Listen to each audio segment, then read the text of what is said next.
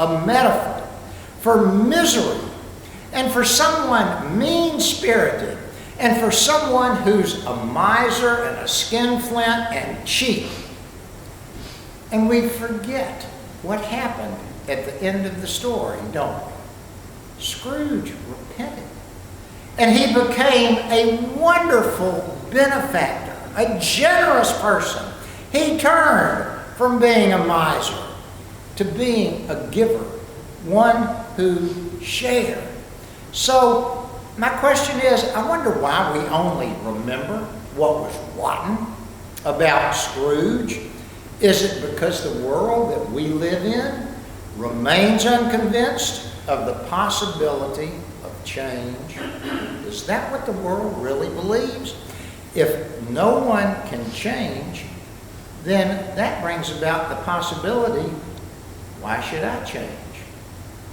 Why should any of us change? And you know what John says to that? John says, wrong, in all uppercase letters. John the Baptist says, wrong, change can be there. John is not content with someone just saying, I'm sorry. What John wants to say is, don't just talk the talk, walk the walk. And listen to how he puts it. I like what he says. He says, produce fruit in your life in keeping with repentance. In other words, what you say might declare that you have cleaned up your act and repented, but the way that we live, that shows it. Did your mother ever tell you actions speak louder than what? Words. It's what we do, not what we say. And then John's comments are just as fitting for 2021 as they were way back then. You know, they were listening to him and he says, do not begin to say for yourselves, we have Abraham as our father, for I tell you that these stones, God can raise up children out of them for Abraham. What he's saying to them and what he's saying to us, particularly in 2021, is don't you dare say, this doesn't apply to me. I'm a church member. Been one all my life. John, I'm okay. John's saying to you, don't you dare say, I'm saved. I was saved in a community-wide crusade in July of 1985.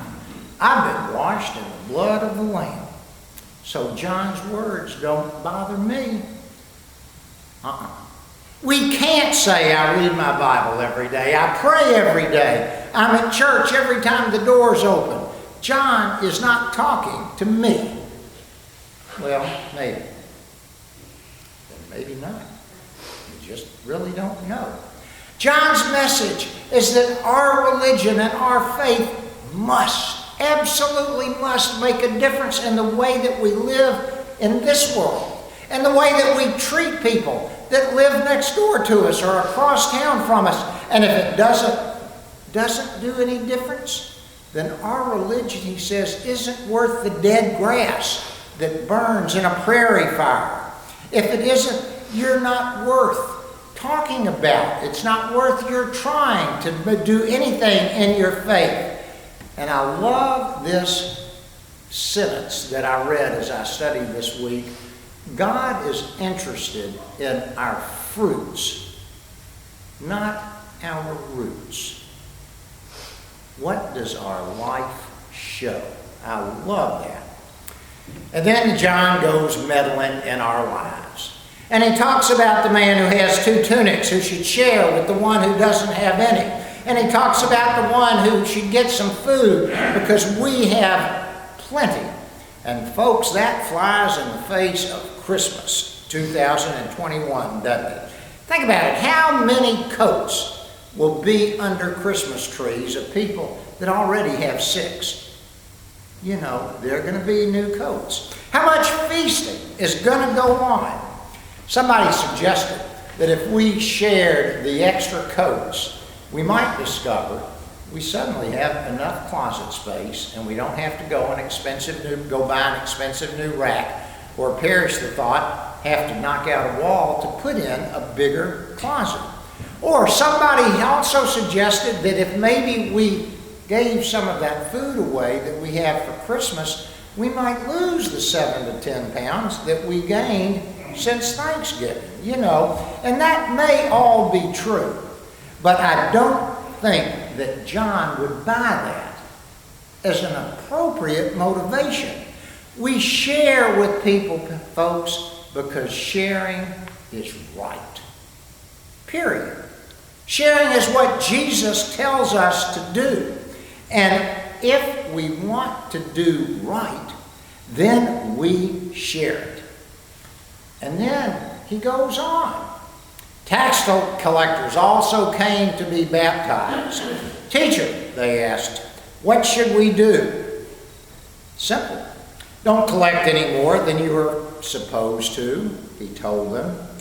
And this was a new take on things, because tax collectors were a hated bunch of people for two reasons. First of all, they were seen as traitors.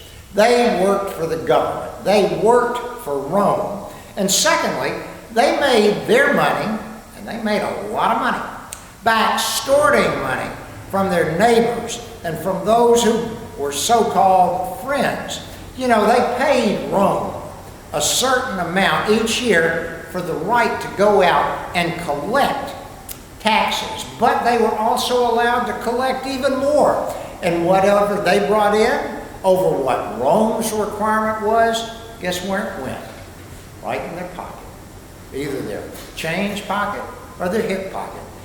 John says, take only what's reasonable. Take only what is legally allowed and no more. And folks, that would be a huge change. And then the soldiers. The soldiers asked, and what should we do? And John replied, don't extort money, and don't accuse people falsely, and be content with your own pay. Now that's good advice for all of us, whether we're soldiers or jewelers or florists or whatever it is we do. That's good advice. For those people serious about leading lives that would please God, what John was saying to them and to us offers hope. His suggestions are within the reach of everyone in this room. And perhaps that's why he made such a deep, deep impression on the crowds who listened, because you could almost see the wheels in their head turning. And they were thinking, could this guy named John, who looks weird, could he be the Messiah? Could he be the anointed one? Could he be the one who leads us, the chosen people, back to the greatness of King David's day? And John is quick to answer that question, and he says, no, absolutely not. One more powerful than I will come, the thongs of whom sandals I am not worthy to untie. So here we are, third Sunday of Advent, 2021, waiting for him to come. And he is coming. You better watch out. You better not cry. You better not pout. I'm telling you why, because, no, not Santa. Not Santa's coming to town. But the one whose winnowing fork is in his hand to clear the threshing floor and to gather the wheat into the barn, the one who will burn the chaff with unquenchable fire. Now, at first blush, if you think about it quickly, if you think, this doesn't sound like somebody I really want to walk into my life. That's just the way it is. But we've got to think about this in the context that John is talking to us about, that change is possible, that you and I can be better than we are, and that reasonable measures that we take can make us better. And then the coming, then the advent of this newcomer into the world is good news for everybody. So I tell you, I ask you, ready or not, here he comes. The question, are we ready? Are there things in my life? Are there things in our lives that ought not be there? No answer needed. Are there people in our lives that we have neglected for too long who need our love and our attention? Has our life become so busy? Is it so hectic trying to get it all done for December the 25th as we just go about our business trying to reach and grab what the world wants us to have?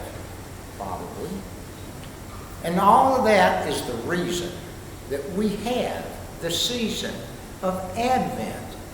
Not simply to let us know that the number of days till Christmas is diminishing, but it's for us to use this time as a time for reflection, a time for introspection, a time for taking a spiritual inventory. And yep, folks, it might even be time for a change. So, ready or not, here he comes. I ask you again, are you ready?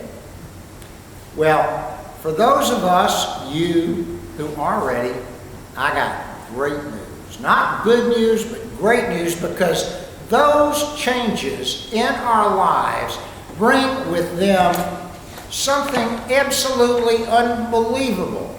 Paul put it so wonderfully in his letter to the people at Philippi when he told them, rejoice in the Lord always. I will say it again, rejoice. The Lord is near. Again, ready or not, here he comes. And the Lord's nearness results in what Paul calls the peace that passes all understanding.